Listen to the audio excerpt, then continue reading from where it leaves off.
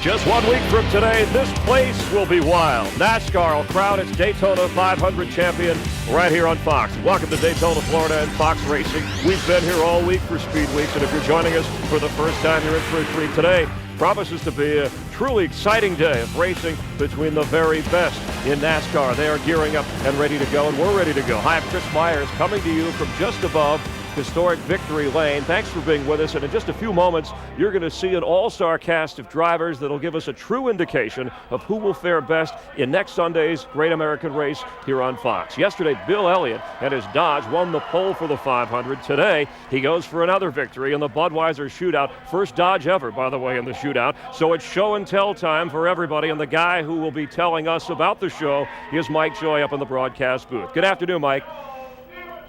Oh, everyone. It's simple. Take the fastest qualifiers of last year, turn them loose in a sprint race to kick off stock car portion of Speedweeks in Daytona, and we'll see who's really fastest.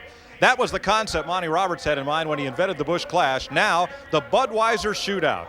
The race has had several format changes since 1979, and it's beginning. Another new one today. They'll go 70 laps, a new distance. There are 18 starters, including past winners of the shootout. That's new, and it's the biggest field ever, and they're going to race for $900,000. There they are being introduced, congratulating one another. As I welcome you to my partners in the broadcast booth this year, the 81 Busch Clash winner, Darrell Waltrip, after 20 fast laps, and champion crew chief Larry McReynolds. Darrell, this race has changed a lot, but isn't the idea the same? Put it down and hold it there. Man, I got the entry blank for this race. I opened it up. I had to be looking through it. My name was on it. I was eligible to run this race, and I thought I broke out in a cold sweat, because this is a race that you're glad you're in, but you hate to run it. So it's one of those emotional times when you walk down to your car and you just hope that at the end of the day you finished it and didn't have any trouble. Larry, how would your setup differ today than it would for your Daytona 500 car? Well, it's still a long race, but you know, it's a non-points race. Pays a lot of money, so a lot of the engine guys have left their qualifying motors in. But to me, the real story of the day is the strategy on the crew chief's shoulder. That mandatory pit stop, it has to be on the green. Change at least 2 tires. When to make that stop is the real key, but no matter when you make it, you got to have a partner. You can't get caught out there by yourself. Well, let's go trackside down to Larry's and our Fox All-Star pit crew, led by the editor of Speedway Illustrated. Here's Dick Bergeron. Thanks, Mike. In 1987, Bill Elliott won the pole for the Daytona 500. He did that again yesterday. In 87, Bill Elliott won the Budweiser Shootout. He hopes to do that today. And in 87, when Elliott did all those things, he also won the Daytona 500. Will history repeat? Stick around. Let's go to Matt Yoakum. Dick, the 70-lap big money non-points race may favor Dale Earnhardt. He's won 5 of the last 9, but this year there's new competition, son Dale Jr. But now the question is, with $200,000 in bragging rights on the line, how are they going to race after trading paint in practice? Steve. Oh yeah, but guys, don't overlook Jeff Gordon. He's been in this race 7 times. He's won it twice. Last year he was second. He's qualified well for the 500. This is about building momentum, and oh yeah, no more rainbow. There's flames on this car. It's on fire, Jeannie Zelasco. Oh, it's not where you start but where you finish. We all know that, but Tony Stewart couldn't be more pleased to find out he will be starting in the 4th row right next to his Joe Games racing teammate Bobby Labonte. 2 guys plan to stick together. They're going to use each other, draft a lot. Tony told me that he is going to follow Bobby wherever he goes, even if he goes off the track to a concession stand. Can you blame him, Chris, considering Bobby is the defending Winston Cup champion? All right, I would not, Jeannie. Thanks, Jeannie, and team. And as you get a look there, how important is winning the shootout in the big picture? Well, the same winner of the shootout has gone on to win the Daytona 500 5 times, including last year with Dale Jarrett. He's done it twice. We're getting ready for the Budweiser Shootout. Counting down to the Daytona 500, Jeff Hamilton, Ken Squire. Join us when we return on Fox. NASCAR's star-studded cast ready to shoot it out in the Budweiser Shootout as you look at the guys who will be competing in the Daytona 500 just a week away. The countdown to 7 days here on Fox. It all started Thursday morning. They were moving in, getting ready to work early. Haulers bringing in the Winston Cup cars to the mecca of motorsports. All the big names gearing up for the big race. The first day of practice, Robbie Gordon running the fastest lap. Dodge very impressive with Bill Elliott deserving a wow. Landing the post, and Jeff Gordon joked with Ray Evernham. I told you were sandbagging. All right, yeah, speaking of sandbagging, Jerry Nadeau lost the second spot when his car was disqualified for being too low. And as the sun set on what was a bright day for most of Daytona, our first race, the AC Delco 200 Goodies Dash, full of a flying medal and excitement. And in the end, Justin Hobgood in the 65 car wound up winning that race. And we welcome here at our set just above victory lane, Ken Squire and former crew chief Jeff Hammond, former championship crew chief. Let's get to the story of the day developing here with Rick Hendrick Motorsports and Jerry Nadeau. Of course, now it's an all Dodge front row, but this is something with the stakes so high, a mistake that shouldn't happen at this stage. Well, Chris, I wouldn't necessarily say that. Believe me, as a crew chief, when you come down here to Daytona, you want to push the limit when it comes to the rules. You got to do all you can to make your car run as fast as possible. But Jerry and his team are yesterday.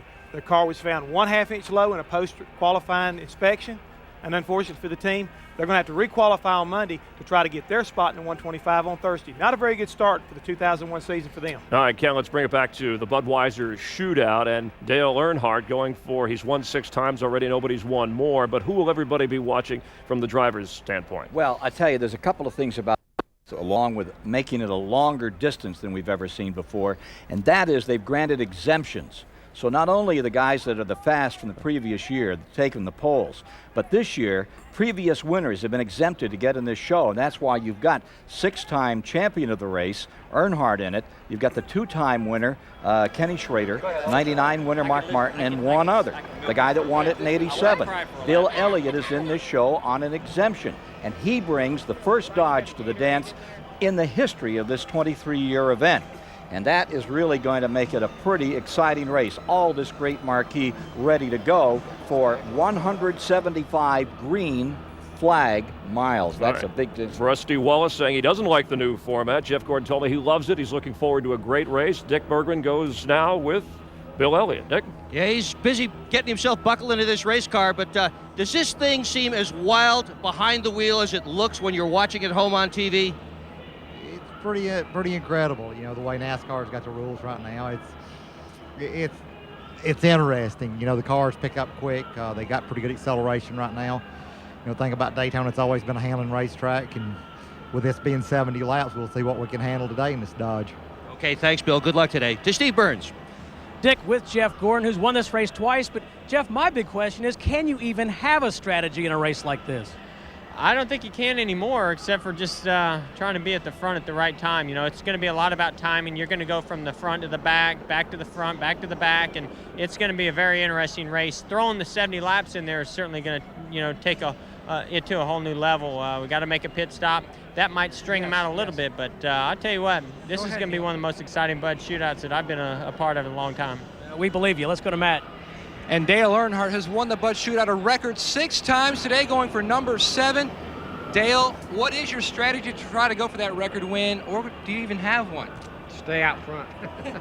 Try to stay up front and get back to the front if I don't stay out front. Well, he doesn't have a problem going to the front. Back at Talladega in the fall, he was in 16th and still won with 4 laps to go. Jeannie? Well, Matt, Bobby Labonte, we know there are no points involved here, but come on, just you and me talking here. You are the defending champion. There's got to be a little extra pressure to come out here and make a statement.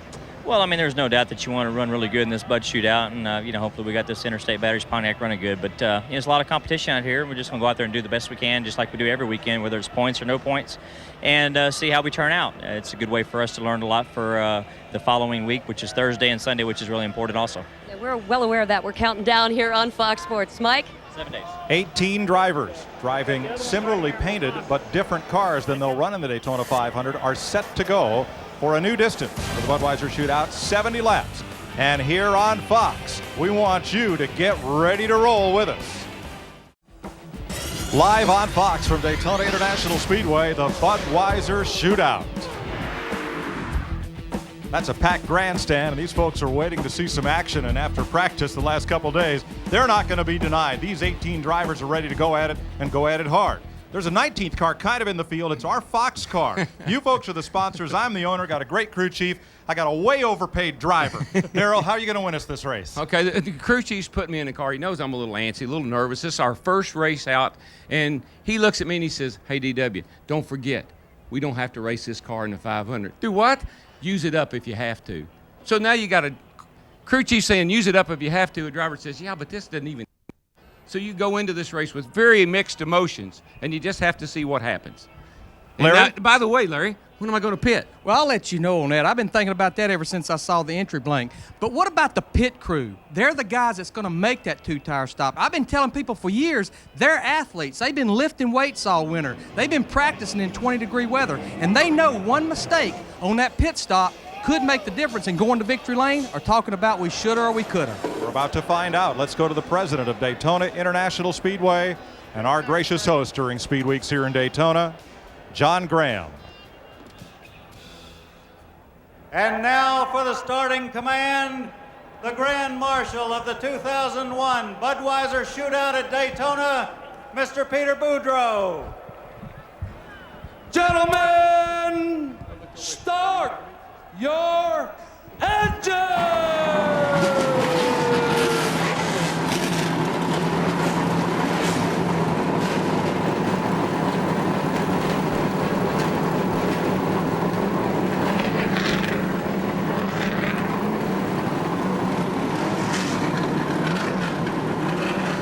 The time for talk is over. It's time to walk the walk at 190 miles an hour, 18 cars strong. Dick Berggren. Well, interesting strategy. If you talk to crew chiefs, you get all kinds of incredible stories here, Mike. I think Robin Pemberton said it best when he said, we're going to make this thing up as we go along. To Steve Burns. Well, Dick, you're absolutely right. One crew chief said we're going to come in on lap 15 because we can make it the rest of the way on gas. Another crew chief said, nah, we're going to wait till halfway. That's all we can do. Robbie Loomis said, we ain't telling you. Let's go to Matt Yoakum. Steve, I polled a number of crew chiefs. 3/4 of the field, they all say they will pit when the leaders pit because they don't want to get hung out with cars they don't want to draft with. To Jeannie.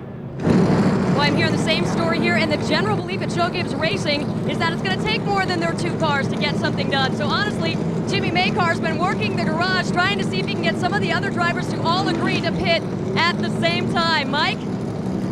Thanks, Jeannie. Here is the starting lineup for the Budweiser Shootout.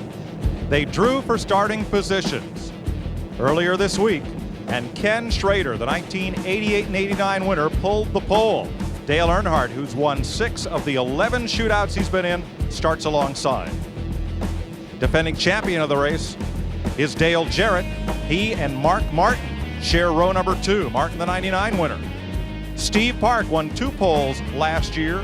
He and Jeff Gordon, who won this race as a rookie and again 3 years later, in row 3. Tony Stewart last year ran 4th in his first shootout appearance. Bobby Labonte 3rd in this race in 99.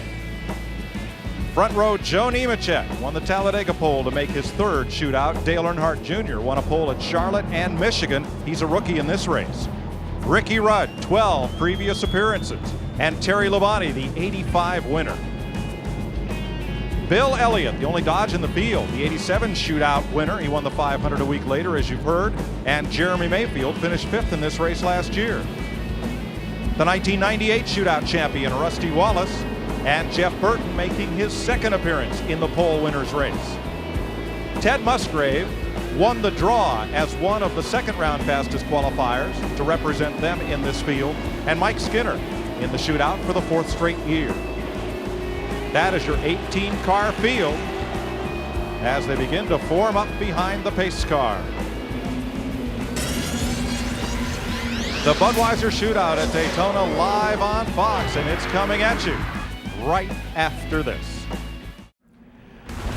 Welcome back live at Daytona. You're watching Fox Racing, and next Saturday, the Napa 300 at 12:30 Eastern, and then NASCAR Happy Hour, don't drink and drive, 3:30 Eastern on FX. And then, of course, a week from today, the Great American Race starts at 11:30 Eastern. Be with us early to get ready for the Daytona 500. And we welcome back Jeff Hammond and Ken Squire as we get ready for the Budweiser Shootout. The winner gets $200,000. You were a crew chief for at least 10 of these races. Who do you like in this one and why? Believe it or not, Chris, I went through the garage area this morning, and what I'm seeing and what I'm hearing, believe it or not, I want to go with Ricky Rudd. I know that sounds kind of strange because everybody believes Earnhardt's going to do it again, but the guys on that crew are very confident, and they said Ricky says this is the best Budweiser Shootout car he's ever had. Ken? Well, Rudd last year had one of the best, and he ended up upside down up turn 4. I want to go with Awesomeville from Dawsonville. I think he's going to be really tough out here. Mark Martin making his 12th consecutive Bud Shootout start. That is a record as you get a look at Dodge. And Bill Elliott, again, the first Dodge to appear in the Budweiser Shootout ever. Let's go back upstairs. Mike Joy, Darrell Waltrip, and Larry McReynolds. Well, I think the Earnhardts are going to be tough to beat because, as in horse racing, it's an entry. If you pick Earnhardt, you're getting 2 cars, father and son. Plus a teammate. Steve Park. Steve Park. Larry? Trying to pick the winner of this race is like trying to pick what the weather's going to be like in 9 months, and it always has been. You always have an underdog that shines. I think, though, if you look at history, you got to look at Earnhardt Sr., you got to look at Jarrett, you got to look at Gordon, but I like those Gibbs teammates, Bobby Labonte and Tony Stewart. All right, we're a lap and a half away from finding out. In the Budweiser Shootout of 2001, you are watching NASCAR on Fox. You're riding with Ricky Rudd, one of our group's pick to perhaps win this race. Now, I had a Quinella with the Earnhardts. Daryl's got one, too. Yeah, somebody named Jeff will win this race. There's a couple of those. Light is out atop the safety car. That means next time by, we are going green. Caution laps do count. Each car must make a mandatory pit stop under the green flag and change at least the 2 right side tires. And this race cannot end under caution. No, it can't. Right now, everybody's tense. The tension is really high because you're coming around for your first green flag of the 2001 season. And down here, differently than any place else, it's a lot about what will happen in the inspection room over there before they put these cars on the line. You know, the thing I see, we got 18 cars. We've got 7 sets of teammates out there and 4 single car teams. And you would think they would hook up with their teammate, but what we've seen in practice, you'll be lucky if you see your teammate the entire 70 laps. Yeah, there just is no deals. This is racing, man. We don't make this stuff up. It happens as it happens. Whatever unfolds, unfolds. You're going to go with the guy that gives you the best chance to get to the front or to win the race. Don't matter who he is. Look at that grandstand. It's packed because they know they're about to see something wild unfold. Kenny Schrader leads them down, green flag. Ted Musgrave goes to pit road rather than coming down toward turn 1 with the field. We're racing.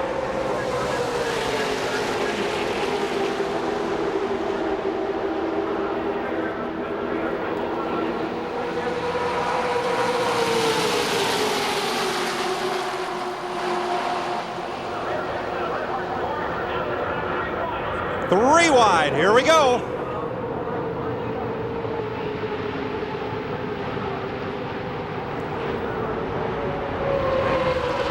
There's your post. Consider Kenny Schrader stuck in the middle. They're going by the high, they're going by the low side. He's pretty much going to end up about 17th before this is over with. And just remember, that's what can happen to you when you start up front.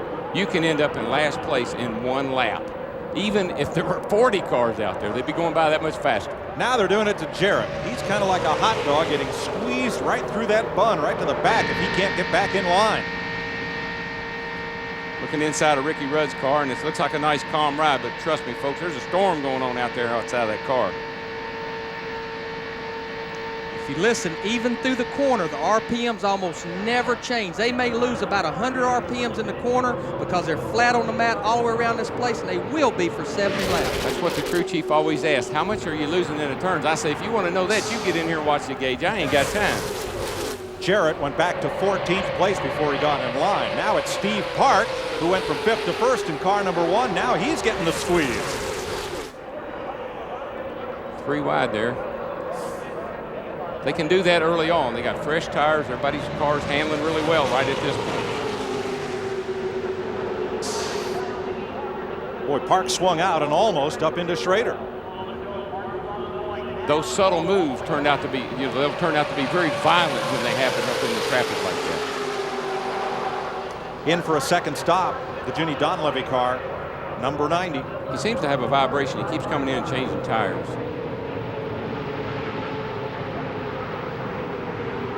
Here's Jarrett storming back toward the front. Not much luck there. Mayfield there with Bobby Labonte. Darrell, you said a minute ago that, hey, if crew chief wanted to know something, to get in with you. Remember that one time down Talladega you told me that, and I got in with you? Yeah, and we went 210 miles an hour. And that's when I knew that you were not all right. You were a sick little man. Hey, working for you kind of rubbed off. You know what I'm saying? He rode with you at Talladega? At Talladega, they had all these gauges in the car, and they wanted to know what they. I said, I can't look at all those gauges. So he got back in the back seat and rode. And I had to go fast to make it all work. Of course, folks, there is no back seat. There's just a bunch of tin work and roll bars back there. Saw a little steam come up out, a little puff of water come up out of one of those cars on the outside there. They're going to run these cars just a little differently, and they might run them in the 500. They got them taped up. They're going to run them just about like they qualified. Earnhardt loses the lead to Mark Martin. Jeff Gordon on the low side with Martin, then Bobby Labonte. Mayfield. Ho-ho! He just wanted him to know he was there. It's just a little friendly tap. Jeff Gordon came from second on the inside to the lead. He's bringing Labonte and Mayfield with him. And the Earnhardts are hooked up on the outside. Gordon dropped down to get Labonte to help him come up behind him so they could pass Earnhardt. Earnhardt is really hard to pass when he gets in front. They want to shake him out of the draft if they can, get him back in the field. You're riding with Mark Martin. Coming right up the middle. But only so far. Gordon just slid up the racetrack a little to hold him. Look at that, 3 by 3 by 3 by 3. And they'll all tell you can't do that. They'll all stand on the sideline and say, you can't run 3 wide here. Saw Tony Stewart get just a little loose there, but he's the one that's pushing Mark Martin up there. And Mark may have been struggling in qualifying mode here, but he's done what he does best. He's got that car driving good and racing good. And the guys on the inside, the guys down here and the guys out here, they're pretty comfortable. Those guys in the middle, they could let off the throttle and they can't get out of that spot. They are hung up in there and can't get out. Folks, you got to remember, they are doing 190 miles an hour closer together than you park at the shopping mall. There's a lot of hand signaling going on right now, I can tell you that. Everybody's saying, come on, get behind me. No, get behind. They're moving all over the place. You're just trying to find some place where you can move.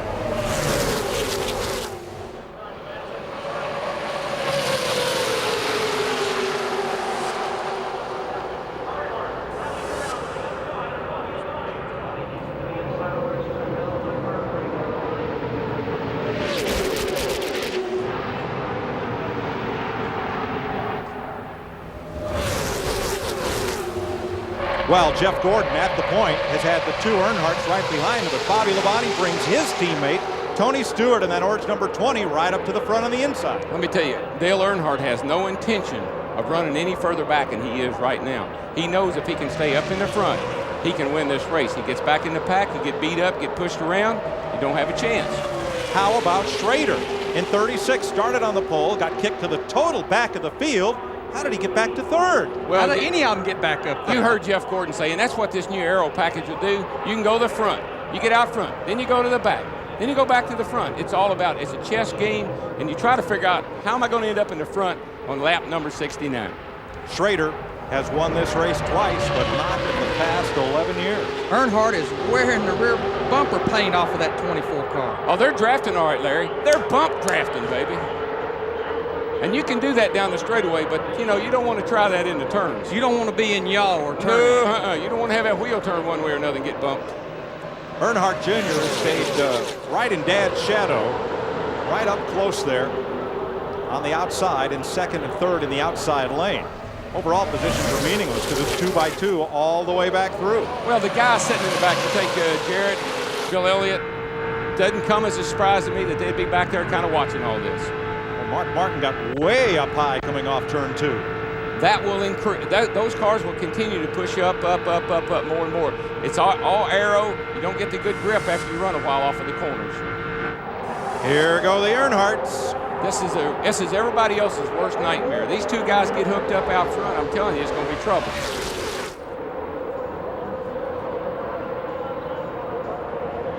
Now, is Dale Sr., is is he going to leave Son hung out to dry there? If he gets a chance, do you think he'll drive down in front of Jeff Gordon, or will he stay right there, Darrell? Right now, he'll work with his son. I wouldn't count on that all day, though.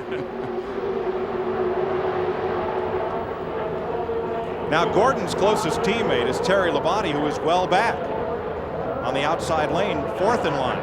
Terry Labonte will lay back there at the back, watch all this action. Very conservative driver, takes his time, patient.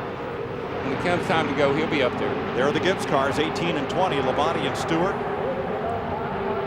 Now Earnhardt and his son are technically not teammates. Richard Childress owns the number 3, but Earnhart owns his son car, and blood is thicker than money. I was going to say, you'd think it'd be a little thicker than whether they're teammates or not. Oh, goodbye, Gordon. He's cat caught in the middle. He's in the middle. See you in the rear, Jeff. He will go the rear just because he wants to when he gets caught in the middle lane.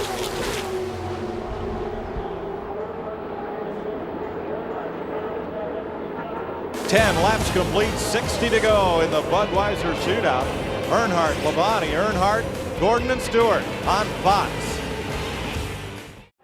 Welcome back to Daytona, where Bobby Labonte leads the Budweiser Shootout, but only by inches, and not anymore. Earnhardt Jr. is going to take over the front spot, leaving his dad in the high lane. He can get alongside, but buddy, it takes a whole lot of horsepower down that back chute to pass. That's a pretty strong top line to be trying to get by right there. Those guys are lined up in that high line, and I know it depends. Here's Earnhardt moving to the inside of Bobby Labonte. He'll do that just as Labonte moved down to pick up teammate Tony Stewart a lap ago. Earnhardt Sr. moves down and up right across the bow of Labonte. That right there is absolutely breathtaking. Trust me when I tell you that. And you're on that radio, Bobby Labonte, and say, did you see that? And I'm sure he went there before the spotter even thought about saying it. Oh, yeah. Need we explain why they call Earnhardt the Intimidator? I don't think so. Boy, Rudd's windshield looks like it's got oil all over it or something. He doesn't have a very good view there. It wouldn't surprise me if somebody had blown out a little fluid of some kind, because like I said, they run these things taped up. Terry Labonte also says he's having trouble seeing. Steve? And we also heard Dale Jarrett said that his windshield is full of grease. He thinks it's coming off the 36 of Kenny Schrader. Let's go to Matt. And Steve, the one car is also complaining about a dirty windshield, but Dale Earnhardt can pretty much go where he wants to. He found that out in practice. He could pull out and pass at will, so right now he's just riding. He has not said one word on the radio since they dropped the green. Jeff? Guys, one of the things I was over at the Gibbs shop not too long ago talking to some of the crew members, the 18 car that Bobby's in right now is not one of his favorite cars. As a matter of fact, it's his least favorite car. The car's got really good drag numbers, but Bobby hates the way it drives, but right now it looks like it's an awful good ride for him. Labonte in that green car second behind Earnhardt. You see the worried look on the crew chief on the side of Kenny Schrader's car. That's because he's just been informed they've gotten the black flag from NASCAR, leaking oil. Schrader will have to pit and see if they can plug that leak and get him back out. Now, the only good thing about these guys that have this dirty windshield is because of new technology, they really won't have to clean that windshield when they do make that pit stop. They got a tear off that they can yank off, and they'll have like a new windshield again, so it'll keep them from having to actually clean it, because they're only going to be there for about 6 or 7 seconds for those 2 tires when they do get them. But they're driving, I mean, it's like driving in the fog right now. They're just kind of seeing things ahead of them. If anything should happen, that's when you can have a problem. We started with 18 cars, and now 11 of them have broken out front.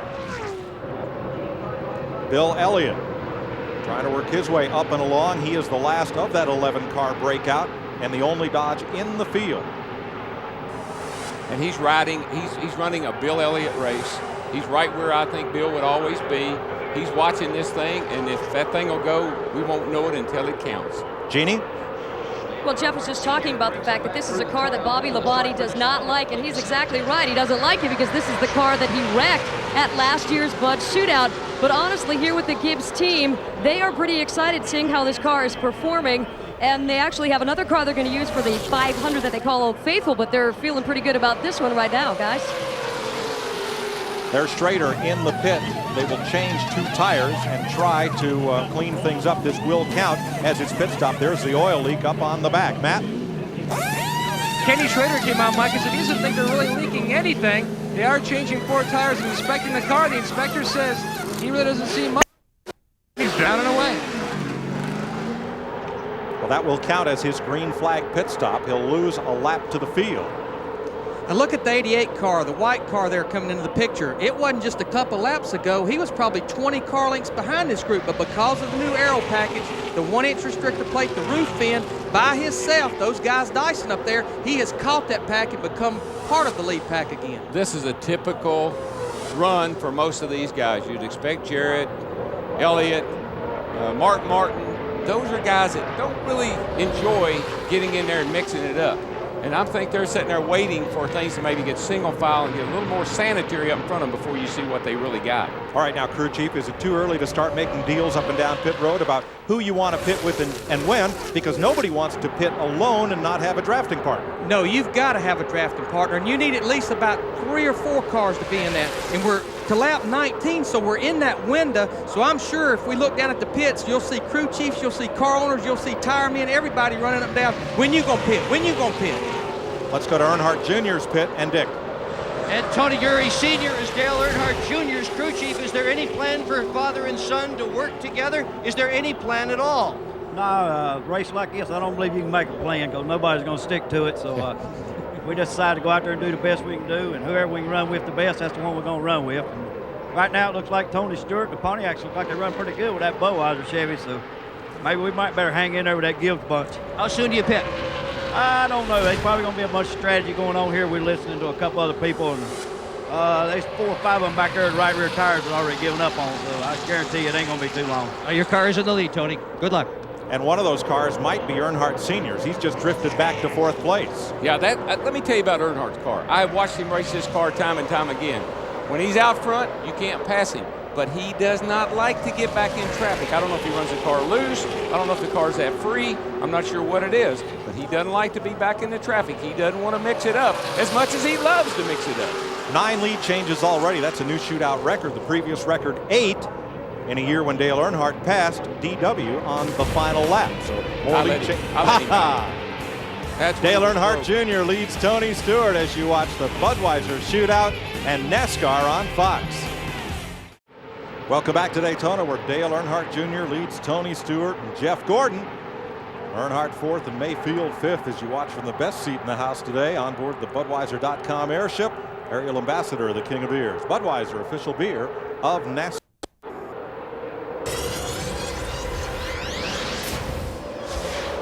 The Budweiser Shootout continues with 23 green flag laps. Kenny Schrader and the 90 of Ted Musgrave have made their pit stops. Jeff Hammond.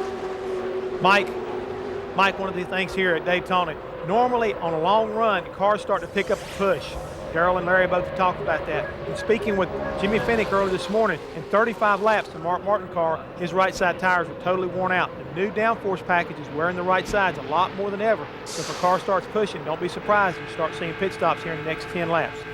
Yeah, that's definitely going to be the deciding factor, I think, on when they pit. You're going to run, as long as you can run your car wide open and stay on the bottom, then you're not going to be wanting to pit. But as soon as you start pushing up the hill and the car starts getting ill to drive, like Earnhardt, I believe Earnhardt's in the pits. He's got with Gordon, 24-3 in the pits. Gordon just about slammed on the brakes and peeled off at the last second. It is Gordon, Earnhardt, Skinner, all coming onto pit road and taking more cars with them. Nemechek, Terry Labonte, and Rusty Wallace are all pitting. Matt? The 24 car is a surprise pitting with the 3, but the 31 isn't. They had made a deal to pit with the 3, the 31, the 33, so you would have the 3 rad cars and the 36, but the 36 is out of sequence. Now to Steve Burns. Jeff Gordon took just right side tires, Matt, right side tires for the 24. Labonte and Wallace finished their stops on the right side of your screen. Gordon momentarily stalled the motor, but he got her fired up and it was away. He had a good stop. 25 laps complete, 26 this time by. Looks like Bill Elliott's going to hit pit road here 1 lap later. And he is now Lonesome Bill from Dawsonville. No one pitted with him. Oh, this is the most antagonizing thing in the world. 55 miles an hour down pit road. Your pit seems like it's 5 miles away and you're never going to get there. And the best news for him is everyone else is going to have to come on pit road sooner or later. Dick Berggren. Well, Bill Elliott is on his way down pit road, Mike. He stops now all by himself. This is a surprise. Everybody wanted to pit with somebody else.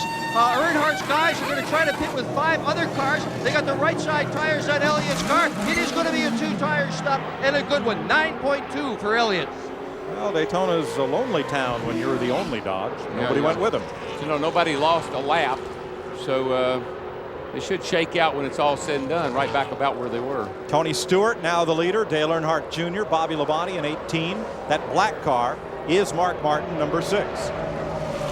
Jeff Burton is up to 5th now. Ricky Rudd 6th, Jeremy Mayfield 7th, Dale Jarrett 8th. This is the part of the race, or single file. Not a lot going on right now. Right now, you're catching your breath. You're saying, whoa, man, I'm glad we finally got strung out here a little bit. You're kind of adjusting your mirror. You're looking at your belt. You're checking your gauges. You're going through your little rundown here, your little schedule checklist to be sure when it comes down to 10 to go that you're in good shape.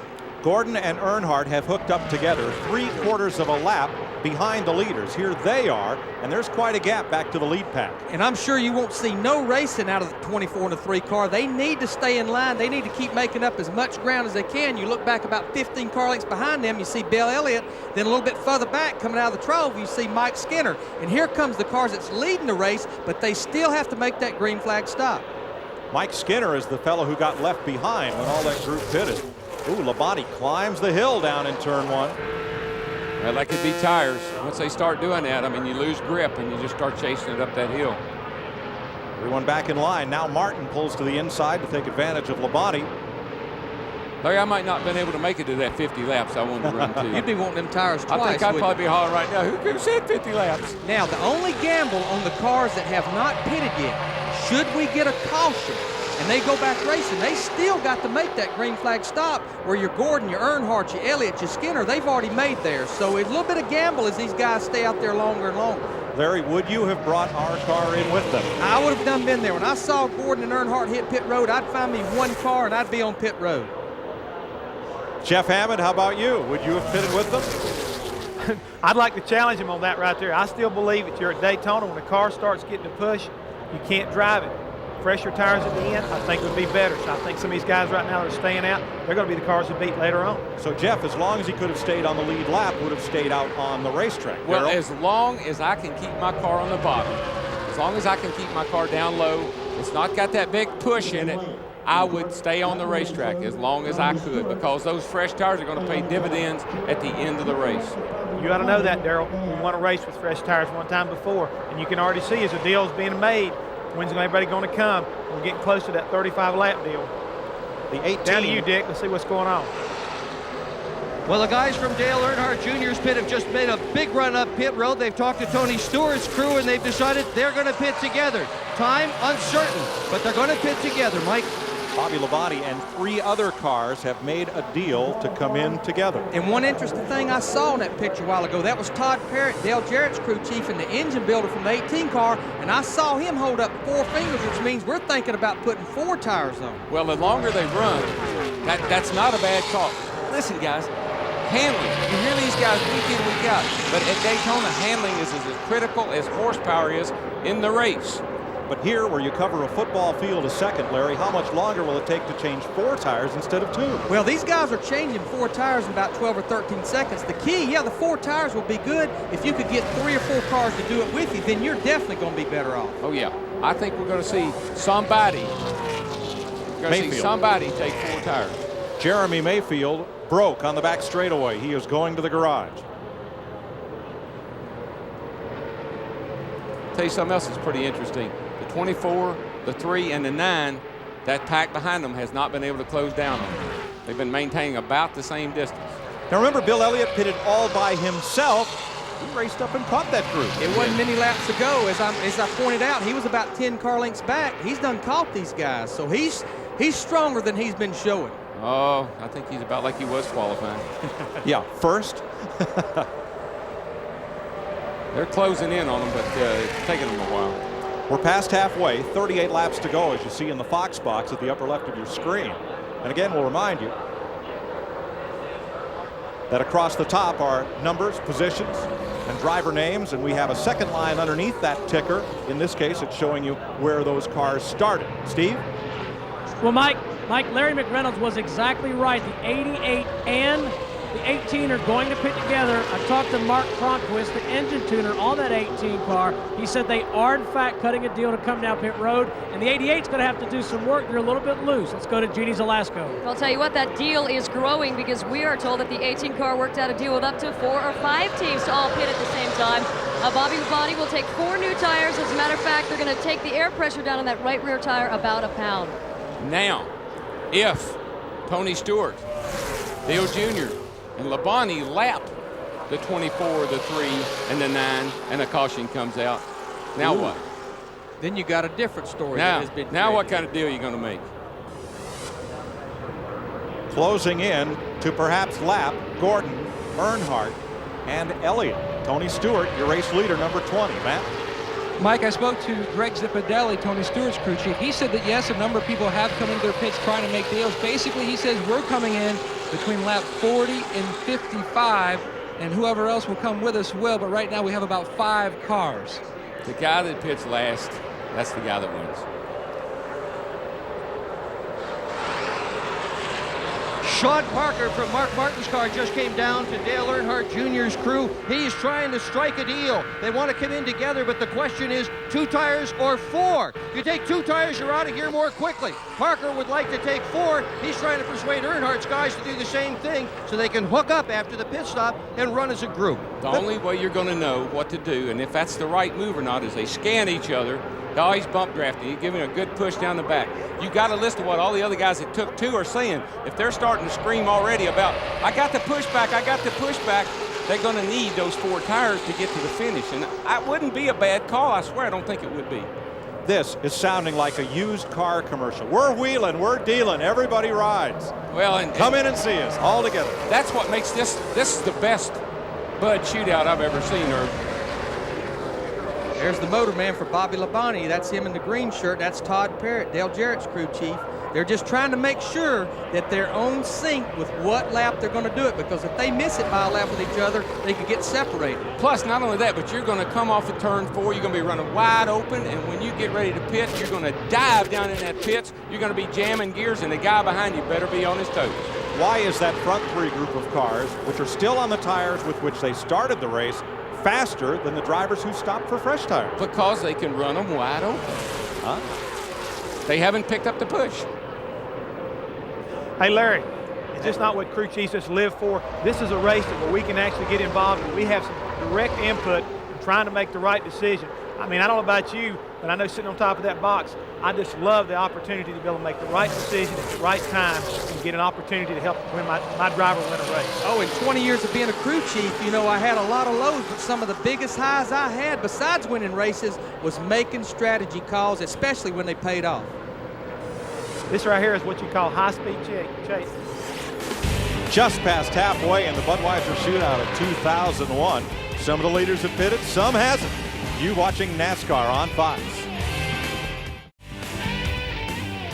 Premiering tonight and every Sunday night, NASCAR Victory Lane on Fox Sports Net at 9 p.m. your local time.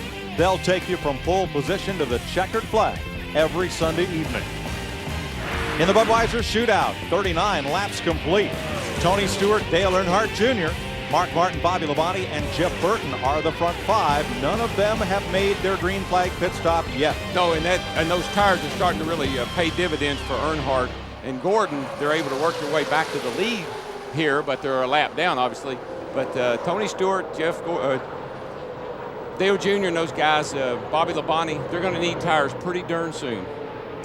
You know, one thing that I've heard interesting, Darrell, you know, we do talk about a push here at Daytona, but I've heard 2 people talk about things that indicate their car's loose. You heard Tony Eury Jr. or Sr. talk about the right rear being wore out. That's indication the car's loose. The back end's coming around. You also heard about them taking air out of the right rear tire. That's normally something you do to tighten the car up if it's loose. Dick Berggren has more.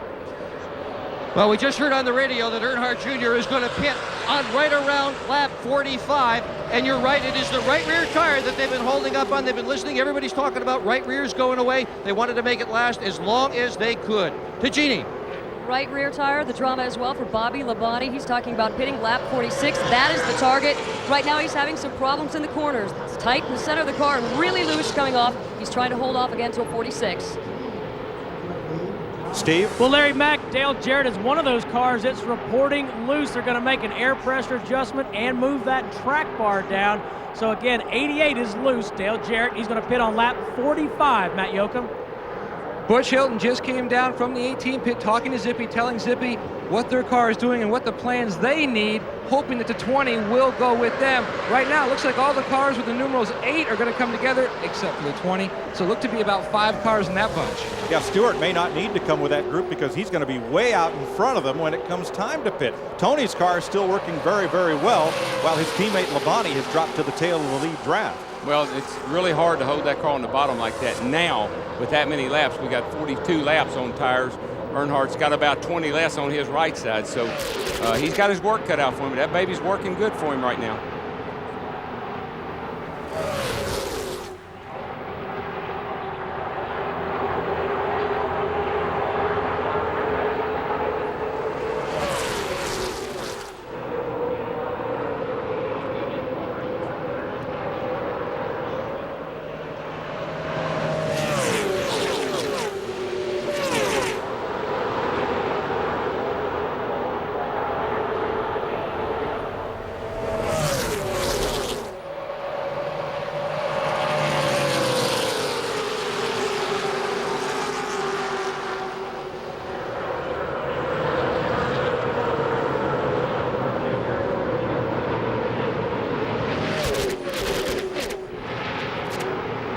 Ted Musgrave has gone behind the wall, joining Jeremy Mayfield as the 2 cars out of the event thus far. 43 laps complete, 27 to go.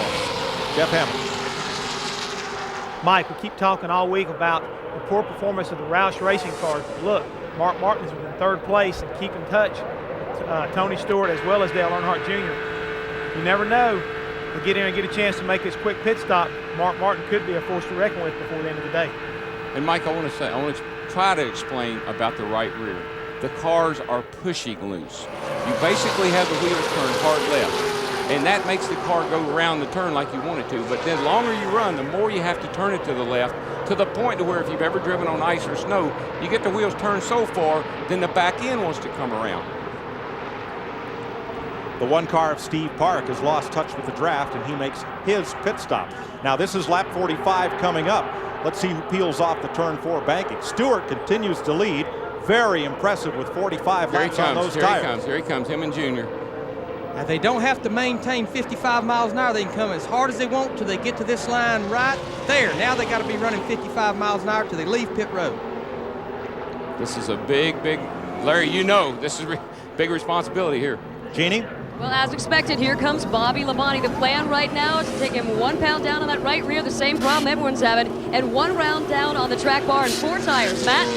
A 4-tire stop for Tony Stewart. They did adjust the car with wedge. He was tight. Let's just go to Steve. Matt, 4-tire change for Dale Jarrett. They did make that track bar adjustment. Right side tires on, left side tires on. We have a crewman down, The 99, the engine stalled and they were having to push it and fire and it took off. Yeah, it took off and left them pushing. Laying on the ground. They lost their footing. Yeah, actually they didn't get hit. They were pushing the car. When it fired, he took off. So that should be it for green flag pit stops. 25 laps to go. Now, Larry, with them 4 tires and already having been leading the race. First, let's show you what happened on pit road, Darrell, to Jeff Burton's crew. Yeah, they just...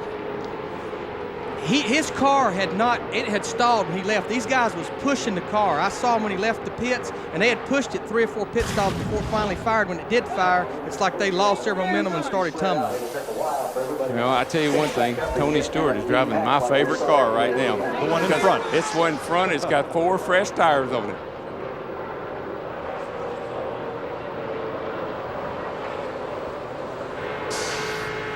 You're riding with the leader, Mark Martin, who took on only 2 tires when many of the others took 4. And he's got about a 20 car length lead, and that'd be great anywhere, DW, except Daytona. Yeah, he's running about 2 seconds slower in that pack behind him. Well, that's the difference between 2 tires and 4 tires in the pit stop time.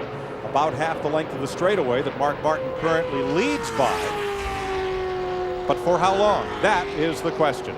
22 laps to go in the Budweiser Shootout of 2001. Mark Martin all alone out in front of that pack on Fox. Welcome back to Daytona and the Budweiser Shootout. 22 laps to go. Tony Stewart and Bobby Labonte with those 4 fresh tires have worked their way past Mark Martin and into the lead. Yeah, it didn't take them very long. I was catching by what, Larry? A second and something a lap. Second 2/10 in 1 lap, yeah. Here's how it happened. There's just no substitute for tires here. Right down to the bottom of the racetrack. Yeah, and it doesn't hurt to have your teammate pushing you either. That's another plus. You see the 99 run up behind the 6, and he's trying to help him, and they're going to be able to hang in there pretty well, I think. But I don't believe they'll be able to challenge those 2 Pontiacs. You look at those lead 4 of the top 4 there. The only one that changed 2 tires was Mark Martin in the 6 car. Tony Stewart, Bobby Labonte, Dale Jarrett each changed 4 tires. Yeah, and Jarrett had a pretty slow stop. He got out late, but he's certainly proven that the 4 tires would work the time. Here comes Earnhardt Jr. hunting 4th place as he and Jarrett get side by side. Look at Jeff Burton right there on the outside. Despite having all those problems, he moves down to the bottom. He's back up in there despite being on pit road a lot longer than anybody else. And that'll bring the rest of that pack right up to them. Got to remember something about that 99 car. Didn't he win this race here in July? The 400, not this race, but he won here in July. And that's a fast car. Look who's back in the picture there. The old man in black right there. Yeah, well. He and Jeff Gordon moving along. It's going to take, if he can pull this out with 2 tires, he is the man. Rusty Wallace right with them. Every time I say that, somebody must tell him, Waltrip said you can't do it. And he'll go right up there and do it just to spite me. And he told you yesterday, why don't you come ride with him? I wouldn't ride with him. I'd just soon get an electric chair. The sensation would be the same, right? I didn't even like riding up in another car out there with him, let alone in one with him. 13 cars pretty much in the lead pack. Every time I'd get around him, here's what I'd hear. 3 drivers back outside the lead pack and 2 in the garage. Mayfield and Musgrave. That's the first thing I'd hear. Then the next thing I'd hear wasn't a very good sound.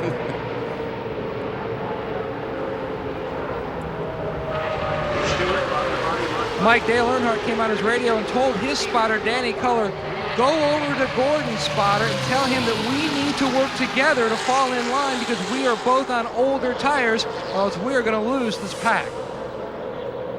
There are the spotters high above the Winston Tower, 2 floors above us, and way above the racetrack.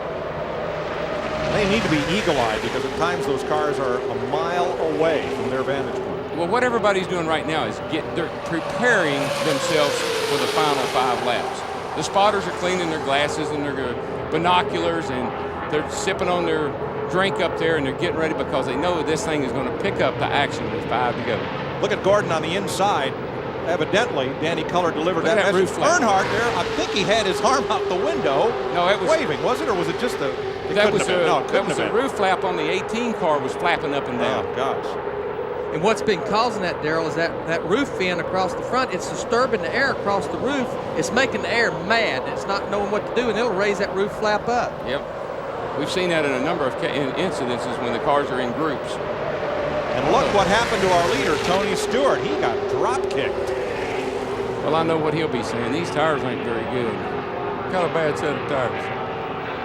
On the other hand, he might think a little strategy might be going on there with Tony. He might think getting back and getting a run on him might be a better situation for him.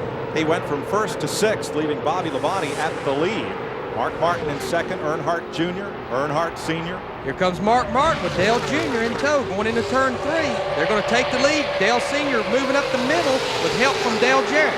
Boy, Labonte and boy, if the Daytona 500's anything like this, I can't wait till next Sunday. Labonte and Stewart, they went from leading to fighting for the lead.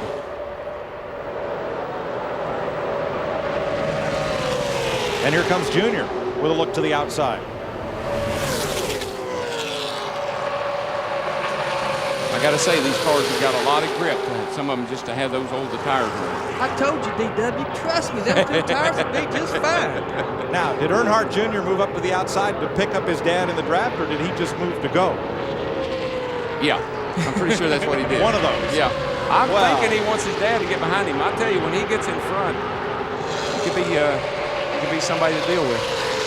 There's a little bump drafting there at the end of the back straightaway between the Earnhardts. The reason they hit at the back there, at the end of the straightaway, the plate and the drag these cars have, the front car slows way down at the end of the straightaway. That gives the guy behind him a little run on him, but when he hits him in the rear end, it shoots that lead car forward just like he hit the afterburner. So that second car, since it doesn't have to push the wind, it can push the front car. He gets a heck of a tow, and the guy in the front is slowing down. He gives him a boot and speeds him back up. Here comes the teammates, Joe Gibbs, and look at Dale Jarrett get a run, sucking up on Tony Stewart in that orange car. I believe that the 20 and the 18, I believe they said, look, let's see, be sure we can handle these guys. Let's get back here and pass them. They're going to catch up Terry Labonte here in a second. Put his lap down. 18 car went way high there. Not a good move. Look at Earnhardt Sr. in the 3, shuffled to the back of that pack once again. That's all about, he can't, I think he's probably having trouble holding it wide open every lap. A little arrow push and somebody getting the wrong place, and he's got to let out the throttle a little bit. You see Terry Labonte there, he's a lap car, but did you see Tony Stewart down? He's hunting any little draft he can get. Even though Terry's running slower, it still was a little bit of poking, a little bit of hole in the air for him. I think what happened then was the 18 and the 20, they got shoved out of line just a little bit, but I think you can see how quickly they came back to the front. Look, here comes Bobby Labonte, Tony Stewart. Oh, a little bit of bump in there. Dale Jarrett decided he needed to get back up on the racetrack. He was running out of racetrack. That funnel was getting smaller. And Dale Jarrett is a nice man, but I wouldn't do that to him. No.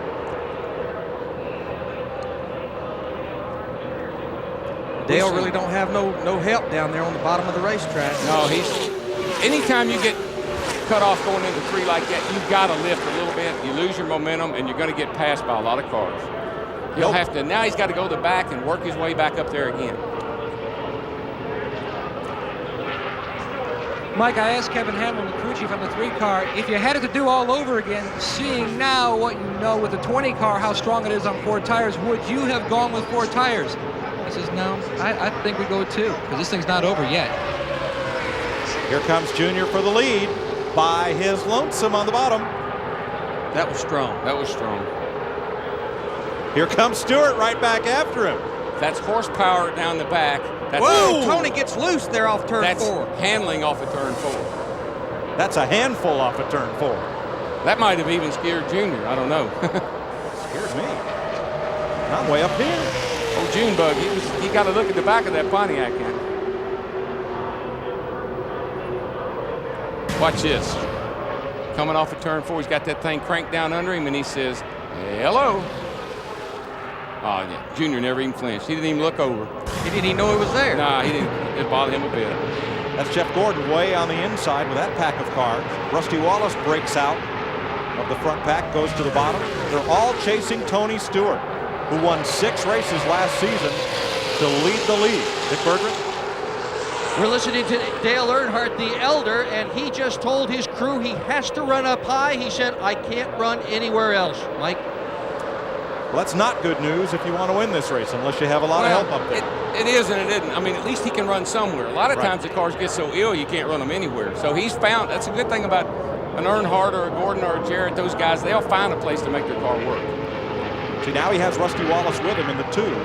Up on the high side, there are just 10 laps to go. It's kind of a shame. I'd like to see this go on all afternoon. And where did Rusty Wallace come from?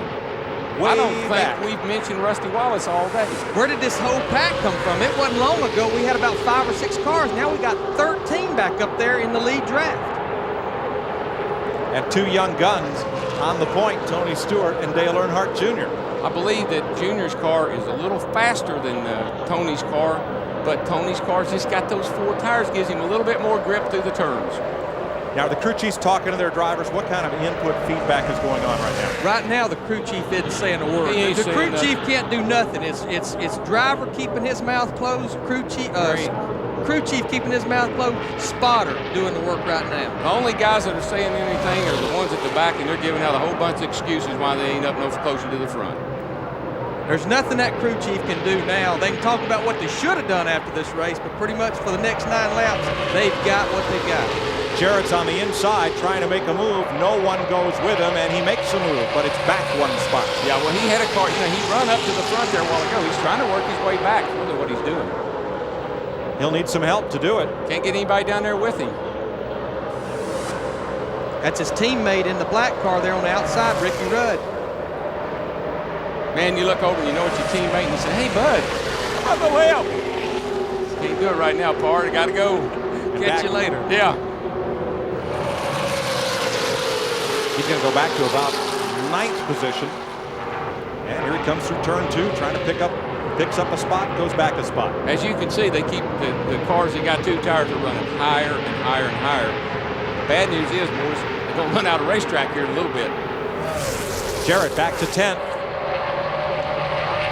Tries to slip up in line, but can't do it in front of Schrader, so he'll go back to 11th. Ricky Rudd now makes a run. I was going to say, didn't somebody pick Ricky Rudd to win this thing? I believe that was our partner, Jeff, down there. He's been in the pit. Oh, he's been in the garage. He got some inside information. But nobody seems to be able to go alone. Rudd gets back in line just as Gordon breaks out on the bottom. He gets such a run right at the end of these straightaways, right at the end of going into turn 1 and right at the end of the back. And if you got room to go. And Gordon just climbed the hill and almost got to the turn 2 wall. From Mark Martin. That's Schrader slipping past.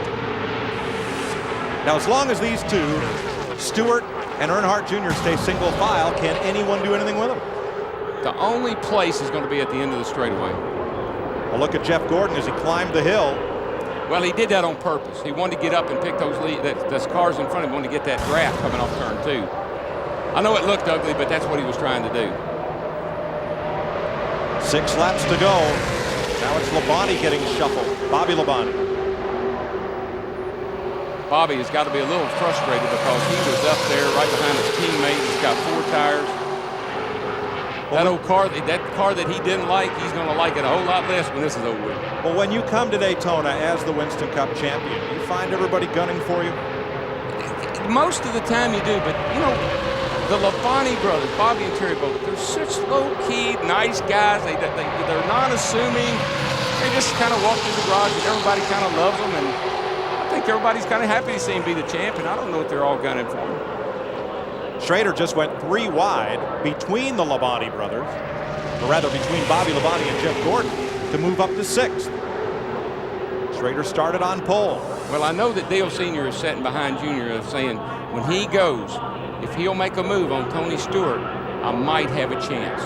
We talked about Bobby Labonte, but look at him on the bottom of the racetrack right there challenging for the 5th position. He's got a little bit of help behind him. What happens in the race, particularly this far into the race, you get such a big push off of turn 2 over there that if he can continue to run the bottom and hold it wide open off of there, he'll be able to come forward.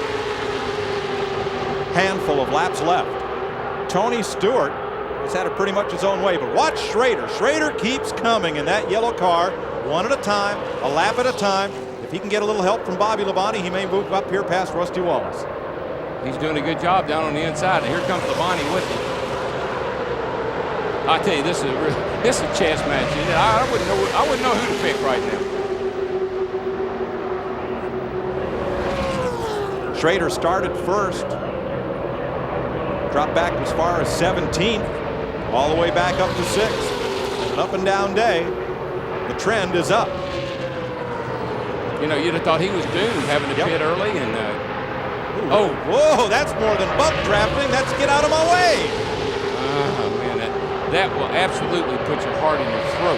Dale Jr. moved low, Tony moved low with him, then Dale tried to yank it back and got just a little bit loose right there going into turn 3. Dale's car it's really fast down the back straightaway. He can really get a run on Tony, and Tony's going to have to be on his toes, or he's going to shake him out. He's going to pass him going into turn 3, and I'm telling you then the race is on. Schrader falling out of line. Motor trouble. 3 laps to go. Is Schrader out of gas? He could. That's exactly what it is. That's exactly what it is. Remember, he stopped at lap 17. Yeah. Matt? The bad news, Ken Schrader is out of gas. Oh. Pitted early because of the black flag for the oil leak and tried to stretch it. Here comes Earnhardt to the bottom on Tony Stewart. What is this all about? Well, he can see the air. He can also smell the money. It's 2 laps away. I think it's that open face helmet. I think it's something about that helmet that lets him feel.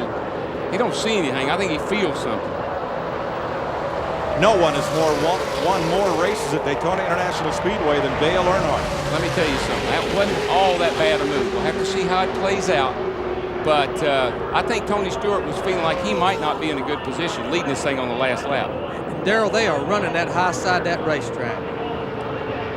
And don't count out Rusty Wallace. He's kind of snuck his way back up to the front pack there, the 98 winner of the shootout. I think Tony Stewart thought better of leading on the last lap. I think he wanted to get Earnhardt shook out and see what he could do with him. Look at Tony Stewart, no help, and he goes by Earnhardt on the bottom side going into turn 3 and 4. I'm not so sure they didn't touch because Earnhardt really took off up the hill. White flag. A Pontiac has never won this race. Stewart leads the bell lap in a Pontiac. Here comes Earnhardt, Wallace, Jeff Burton, and Gordon to the inside. Let me tell you what, Tony Stewart is doing some good mirror driving right now. Look at the run. Dale Jarrett gets there behind Jeff Gordon on the bottom side of the racetrack. Boys, the race is just getting ready to start. Hang on to your helmet. Where do you swerve? Well, nowhere yet. All right, now go. This is it.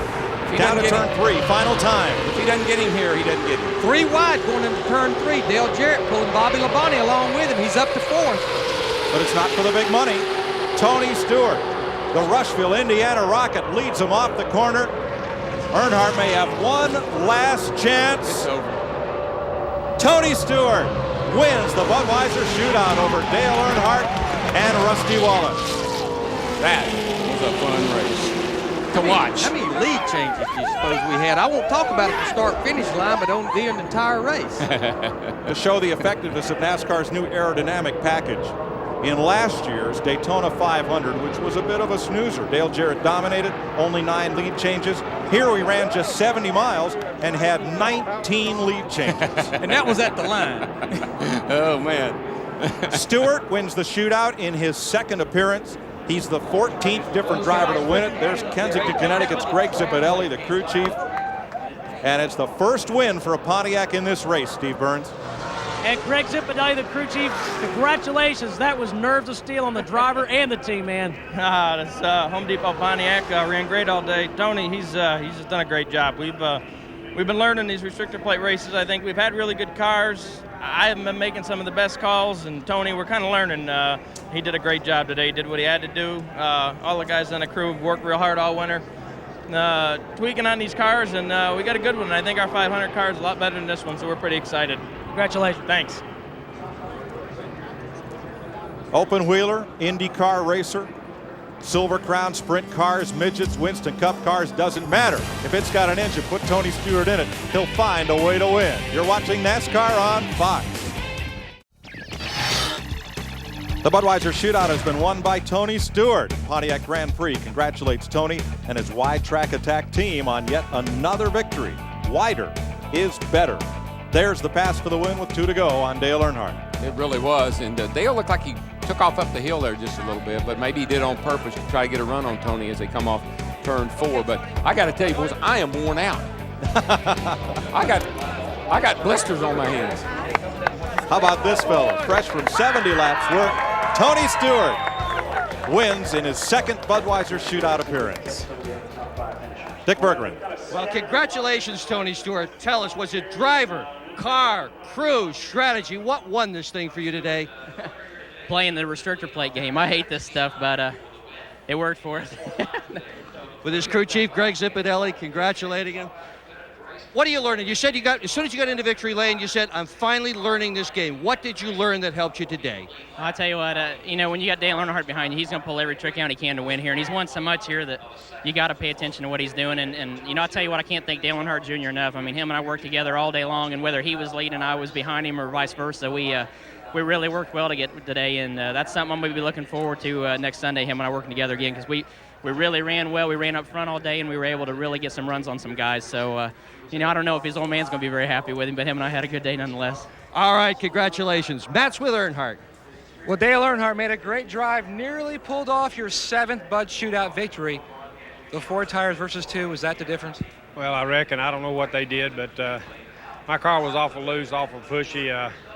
I could tell they had better rubber on it, but I just kept driving the car, flying the car, doing the best I could on the top. And Rusty and the guys worked real well with us. I just knew I needed that top lane. I couldn't get on the bottom. I'd shove off of turn 2 with the wind and everything. So we just kept working, and I tried him one to go and got the lead. Maybe it's too soon. Well, he finishes second. I'm told down here, speculation is the 20, the 3, the 2, and the 9 will be headed for a trip to the wind tunnel later tonight. Now to Steve. Well, Matt, we're with the driver of that number 2 car, Rusty Wallace. Rusty, heck of a show today. Tell us about the race. It was a good car all day long. Early in the race, the windshield got coated with oil, and I couldn't see anything, and I had to back up about 15 lengths. We came in, they pulled the tear off the window, and then the hot rod took back off, and it ran strong all day long. I ran pretty warm in the water. We'll have to work on that. The front end was pushing a little too much down in turn 2, but I worked good on the top side of the track, and the car ran great. Going into turn 3, 1 lap to go, Dale went low. I started to go high, and I thought I was going to get him there and maybe pull off a victory when Stewart was doing what he was doing. But I'll tell you what, all in all, coming from tailback to third, I thought it was a good run for the Miller Lite Ford today. It was a real good car today for me. Great run, Rusty. Let's go to Jeannie. Dale Earnhardt Jr., not that you can get an assist in this sport, but Tony Stewart just mentioned you and wanted to thank you for your help out there today. Yeah, Tony's one of the guys that'll work with me with the limited experience I got. I don't got a lot of guys that respect me out there, so that comes with time. And me and Tony have been buddies for a long time. He's raced with me in the Busch Series, so I help him out on the draft, and he helps me some. What did you say to your dad at breakfast today to make you get out there and swap so much paint? And it looked like there was some help, and then maybe you were hung out to dry a little bit. Yeah, we worked together the first half of the race, I think. We really haven't ever sat down and talked about it, so I really don't know what he wants me to do when I'm behind him or whatever, but I did what I thought he'd want and got him in the lead a couple times. He helped me out a few times, but when it comes down to the last 10 laps or so, ain't nobody going to be helping you. So Tony was just a lucky guy to be up front. I mean, I wouldn't never thought he'd have won the race, but he was the lucky guy that wasn't having to race everybody back there. Well, we should be honest here. Your dream was that you won the Daytona 500 Knuckle Buck Shootout, so your dream is still alive, yes? It's looking pretty good, I think. We didn't win today, but ain't nothing a cold Budweiser ain't gonna fix. Oh, the sponsors love you. Guys? Yes, they do. There is a very soggy but very happy Tony Stewart. After a great win here in the Budweiser Shootout, in only his second appearance in this race of pole winners, he led 36 of the 70 laps. Dale Earnhardt trying for his 35th Daytona win, finished second. Rusty Wallace climbed the ladder all the way to third from tailback, as he said. Dale Jarrett fourth. Jeff Burton finishes in fifth. Earnhardt Jr., a sixth-place finish. Bobby Labonte's car faded a bit to seventh. Mark Martin got close. And here's a look back through the field with 16 of the 18 starters running.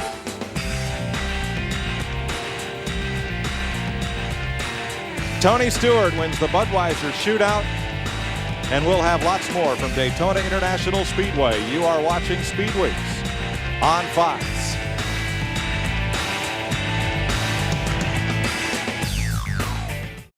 We want to thank the Budweiser.com airship for their aerial views, reminding you, as Dale Earnhardt Jr. did, that Budweiser is the official beer of NASCAR. All right, were you paying attention? On our Pep Boys trivia today, how many times has Dale Earnhardt won the Bud Shootout? And for bonus points, in those years, how many of those years did he go on to win the Winston Cup? I know the answer to the first part. Maybe I ought to know the answer to the second part. We'll check on that in a little while. Dick Berggren? Well, right now, Joe Gibbs is on stage, and he's in the process of having his picture taken. We're going to jump right in here. Joe, how good is this guy? Well, we sure think he's great. I think that's the best way to put it for us. We're excited when we go to work. When we got drivers like Bobby and Tony, we go to work excited because we know if we can get them the right car, we got a chance to win the race. And we're proud of both of our guys. Tony today drove a great race, and it was great to see him get his first win here. You've seen a lot of terrific athletes in your time. How does this guy rate in comparison to the others? Well, I think he feels like he belongs. Some athletes, feel like, hey, they just want to make the team, and then I think other athletes want to be great. I think Tony's one of those guys who would like to be great, and so we just hope we can do our part. Zippy did a great job. The whole team is a great team effort, and Lord bless us with a great day, and we're just thrilled. Congratulations, Joe Gibbs, winning car owner. Tony Stewart and Greg Zipadelli celebrate there. Here's the answer to our Pep Boys trivia. Earnhardt has won the Budweiser Shootout more times than any other driver. 6 times. He's never run second until today, and in 4 of those 6 years, he went on to win the Winston Cup. But today, it is Tony Stewart who banks $200,000, and now he gets a little bit of that sponsor's product all over, not in him. We will be right back.